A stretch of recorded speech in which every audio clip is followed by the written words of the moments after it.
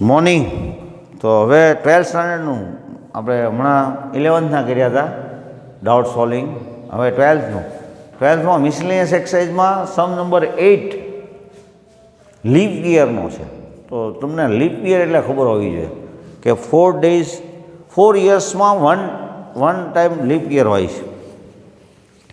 29 ફેબ્રુઆરી આવે ને, ફેબ્રુઆરીના આમ 28 જ હોય, પણ 4 વર્ષે એકવાર એવું આવે 29 ફેબ્રુઆરી. તો આમ જનરલી 365 ડેઝ હોય, પણ લીપ યર્સના ડેઝ કેટલા હોય? 365. 365 ડેઝ, સોરી +1 366. જનરલી 365 ડેઝ હોય, પણ લીપ યર્સમાં 366 ડે હોય. બરાબર. હવે આપણે આમ કેલ્ક્યુલેટ કરવું હોય કે ભાઈ Monday, Tuesday, Wednesday, Thursday, Friday, Saturday, Sunday, તો કે કેટલા દિવસો હોય ટોટલ? તો કે 7 પર ડે.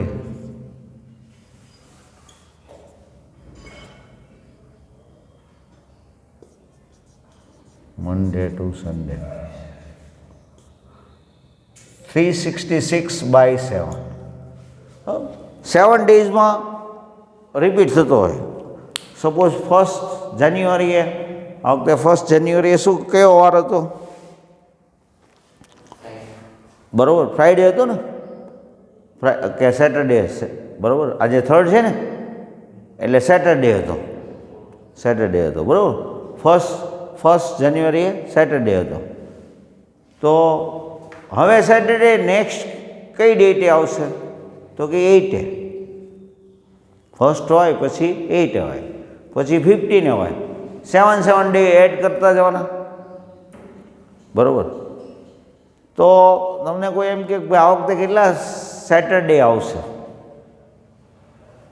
તો કે ભાઈ જાન્યુઆરીના ડે કેટલા? તો કે 31 ડિવાઇડેડ બાય 7. 7 થી ડિવાઈડ કરો એટલે તમને ખ્યાલ આવે કે ભાઈ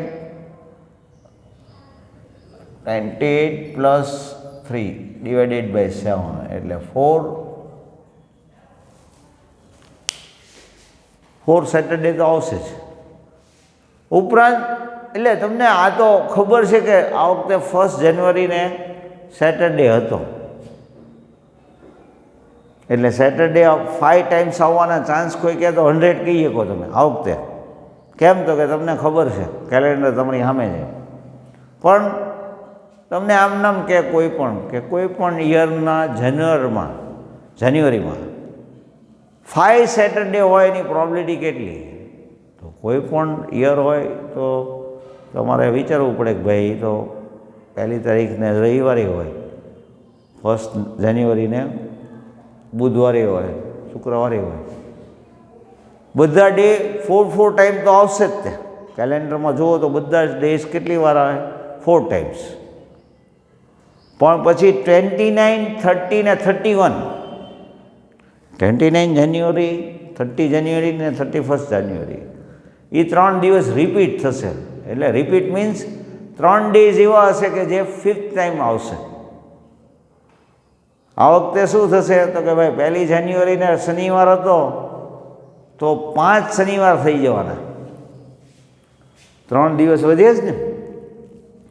5 સેટરડે થશે, 5 સન્ડે થશે ને 5 મંડે થશે.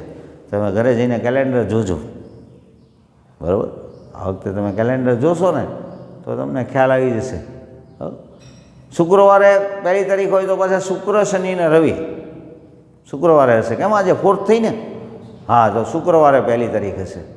શુક્રવારે 1 તારીખ હોય તો શુક્રવાર 5 વખત આવશે, શનિવારે 5 વાર આવશે, રવિવારે 5 વાર આવશે. બરાબર. એટલે 31 તારીખનો મહિનો હોય, 31 સુધીનો મહિનો હોય, 31 દિવસનો, તો બધા દિવસ 4 વાર તો આવે જ તે. પણ 30 1ને 7થી ડિવાઈડ કરો એટલે 4 તો આવે, 4 ફાઇનલી આવે, અને 3 રિમાઇન્ડર કહેવાય. જો રિમાઇન્ડરનો બરોબર મિનિંગ હવે તમને સમજાશે.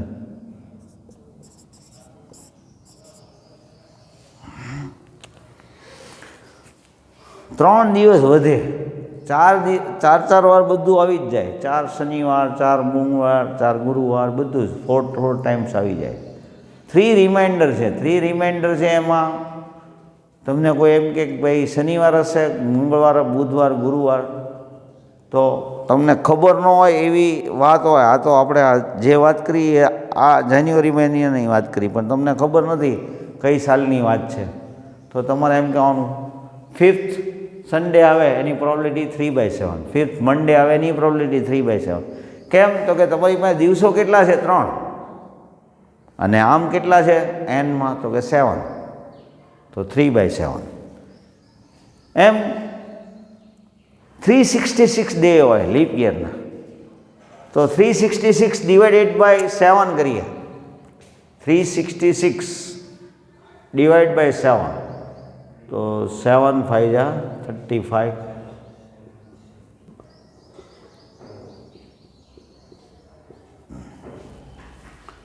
બધા 52 ટાઈમ્સ આવશે અને 2 રિમાઇન્ડર રહેશે.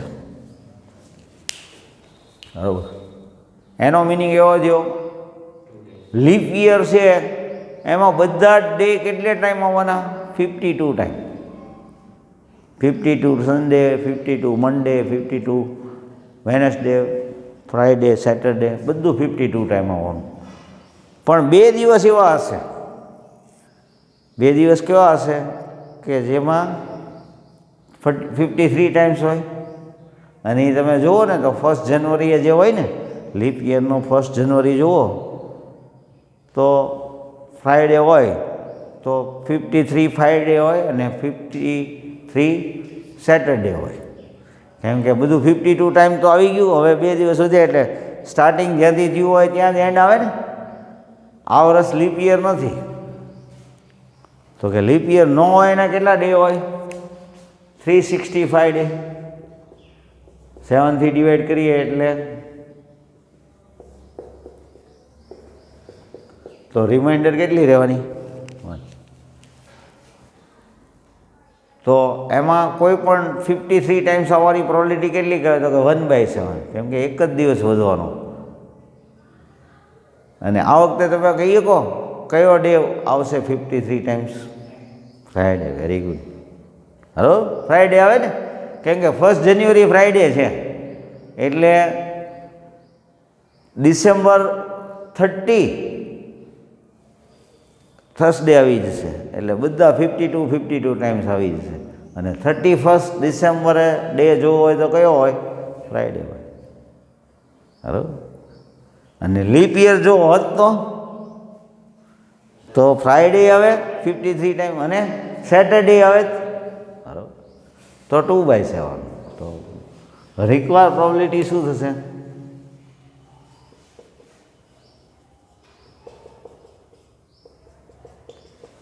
where A event is a 53 Sundays in leap year, where A event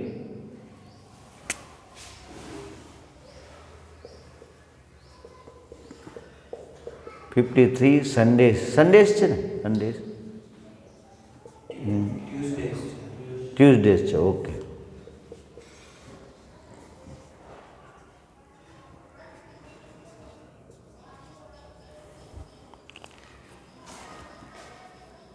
બરાબર? અને મંથનું પૂછે તો તમારે આમ કેલ્ક્યુલેટ કરી નાખવાનું. બરાબર? 31 ડિવાઇડેડ બાય 7. ઓકે.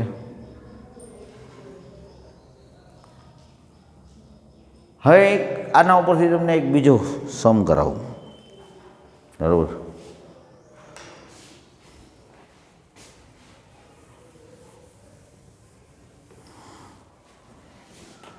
જેમાં તમારા બેઝ થિયરમનો યુઝ થાય. તમને એમ કીધું હોય કે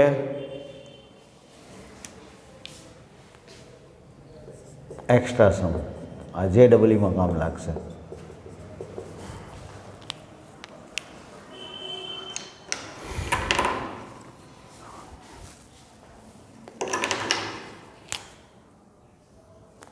તમને એમ કીધું હોય કે 2001 to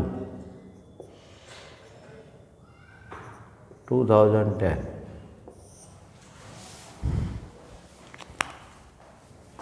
year 2001 to 2010 બરોબર. year 1 year selected, any 1 year selected from 2001 to 2010 બરોબર. 2001 થી શરૂ કરીને 2010 સુધીનું કોઈ એક યર સિલેક્ટ કરવાનું અને એમાં 53 સન્ડે હોય બરાબર. 53 સન્ડે હોય એની પ્રોબેબિલિટી ફાઇન્ડ કરવી હોય તો તમે વિચારશો કે ભાઈ કયું યર સિલેક્ટ કરીએ છીએ. કેમ કે તમે જોઈ લીધું કે લીપ યર હોય તો પ્રોબેબિલિટી કેટલી છે 2/7. લીપ યર ન હોય તો પ્રોબેબિલિટી કેટલી છે 1/7. તો તમારી પાસે સિલેક્શન કેટલું છે, સેમ્પલ સ્પેસનું સિલેક્શન કહેવું હોય તો કેટલું છે સિલેક્શન, તો કે 2001, 2002, 2003 એમ 2010 બરાબર. પણ એમાંથી જે યર સિલેક્ટ કરો છો એ તમને ખબર નથી, એટલે બે ઇવેન્ટ રાખવાના. Event B1 selecting year is non leap year,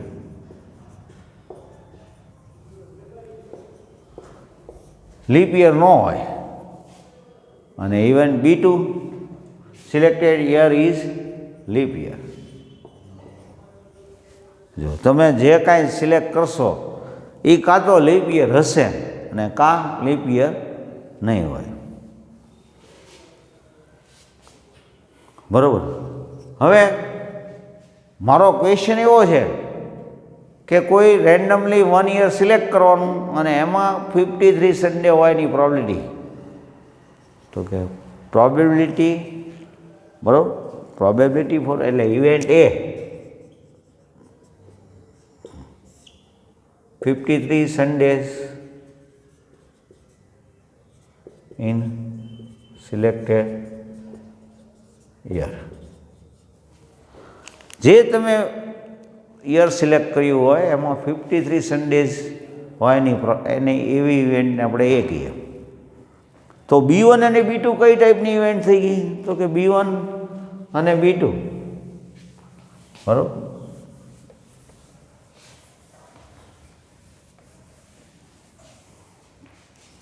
exclusive અને એક્ઝોસ્ટિવ ઇવેન્ટ. B1 ઇવેન્ટ બનશે તો B2 નહીં બને અને B2 બનશે તો B1 નહીં બને. તમે એવું તો ન કહો કે સર લગભગ લીપ યર છે ને લગભગ નથી ને, એવી તો કાંઈ વાત ન કરાય ને. તમારે 1 યર સિલેક્ટ કરવાનું છે એટલે કાં તો લીપ યર છે ને કાં નથી. બે એક આરા ન બને અને તમે એમ કહો બેમાંથી એકય નથી, તો કે એવું ન હાલે. એટલે B1 ઇવેન્ટ બનશે તો B2 નહીં બને, B2 બનશે તો B1 નહીં બને.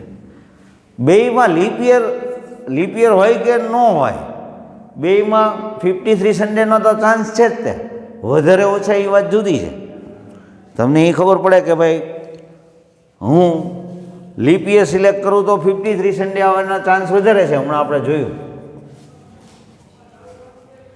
લીપ યર ન હોય તો ચાન્સ તો છે જ. તે એ 1/7 છે ને ઓલા 2/7 છે બરાબર કે નહીં. તો B1 ઇવેન્ટ અને B2 ઇવેન્ટના ચાન્સ 1/2 કહેશું કે વિચારીને કહેશું આપણે.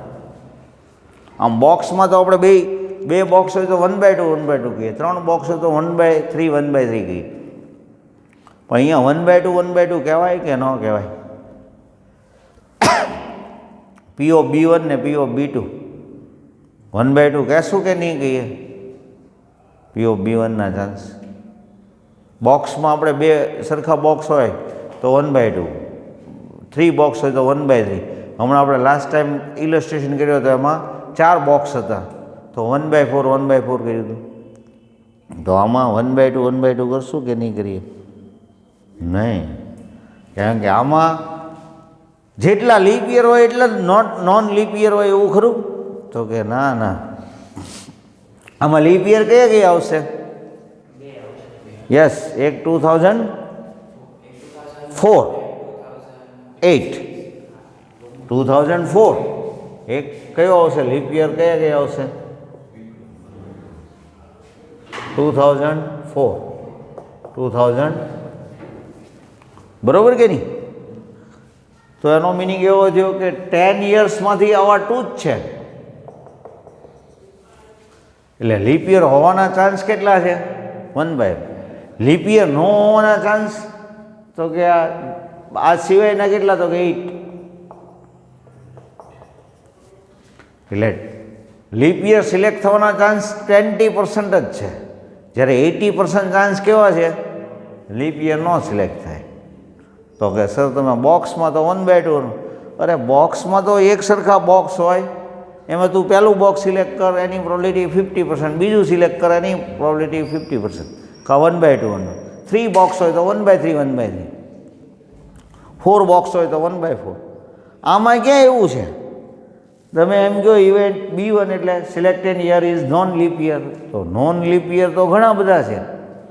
2001, 2002, 2003, 2005, 6, 7, 9 અને 10. તો 80% ચાન્સ લીપ યર ન સિલેક્ટ થયાના છે. લીપ યર સિલેક્ટ થયાના ચાન્સ 2/10, 20% જ છે.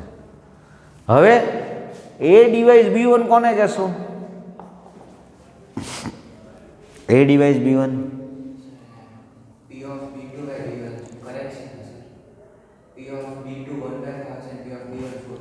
Non leap year. યસ,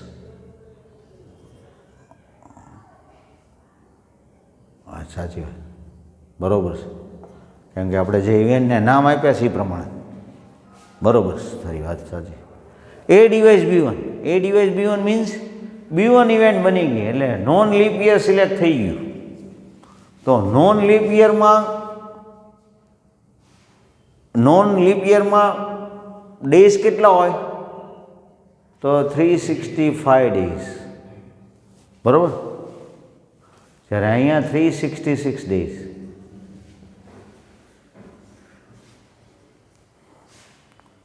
તો એનો મિનિંગ એવો થયો, એમાં ચાન્સ કેટલા રહેશે? તો 365 ડિવાઇડેડ બાય 7 એટલે 52, 1 ઇઝ રિમાઇન્ડર એટલે 1/7. કેમ 1/7 કહીએ છીએ ચાન્સ? તો કે 52 તો ડે આવવાના જ, તે એક જ ડે વધે છે અને એ ડે સન્ડે હોવાની પ્રોબેબિલિટી કેટલી? તો કે 1/7. એ ડિવાઇસ B2 માટે શું કહેશું? લીપ યર હોય એના માટે તો કે લીપ યર હોય તો શું આવે? તો કે 360/7 એટલે 52 + 2/7, બરોબર. હવે બેમાંથી એક તો બનશે જ ને. તો એ ઇવેન્ટની પ્રોબેબિલિટી કેટલી થાય? તો કે probability of event A P of B1 into A device B1 plus P of B2 into A device B2. તો P of B1 શું થાય? તો કે 4/5, 4/5 into A ડિવાઇસ B1 એટલે 1/7, P of B2 એટલે 1/5, A ડિવાઇસ B2 2/7. 35 નો આપણે LCM લઈએ તો 4 + 2 6/35, બરોબર છે. તો આ શેની પ્રોબેબિલિટી ગોતી કહેવાય? તો કે 53 સન્ડેઝ ઇન સિલેક્ટેડ યર. 10 યર્સમાંથી કોઈ પણ એક યર સિલેક્ટ કરો ને એમાં 53 સન્ડેઝ હોય એની પ્રોબેબિલિટી કેટલી? તો કે 6/35. ઘણીવાર તમને આમ કે selected there is a 53 Sunday in this year, selected year, એટલે એ ઇવેન્ટ બની ગઈ હોય. Then find the probability, it is a non leap year. એટલે તમને શું કે તમે 10 યર્સમાંથી એક યર સિલેક્ટ કરો છો, એમાં 53 સન્ડે હોય એવું બન્યું જ તે. તો પછી એ નોન લીપ યર હોય એની પ્રોબેબિલિટી કેટલી? તો આ ફાઇન્ડ કરવા માટે તમે કઈ ફોર્મ્યુલા યુઝ કરશો? પી of B1 into A device B1 upon P of A. બરાબર, તમારી પાસે બધું છે એટલે મળી શકશે ને તમને, બરાબર? તો આ 12th સ્ટાન્ડર્ડનું છે. બધા ઇન્ટરેસ્ટથી લો ને તો ખબર પડશે, બાકી તો તમને આ મેથેમેટિક્સ કરતાં સિમ્પલ વધારે છે, બરાબર? તો એક્સરસાઇઝમાં હજી ડે કાંઈ ડાઉટ હોય તમે વેનસડે આપી શકો, બરાબર? એસાઇનમેન્ટના ડાઉટ તમે અહીંયા પ્રતીક સર પાસે ટાઈમ લઈ લેવાનો, બરાબર? જ્યારે તમને અનુકૂળ પડે ત્યારે. Thank you. અને ફ્રાઈડે ટેસ્ટ છે, બરાબર?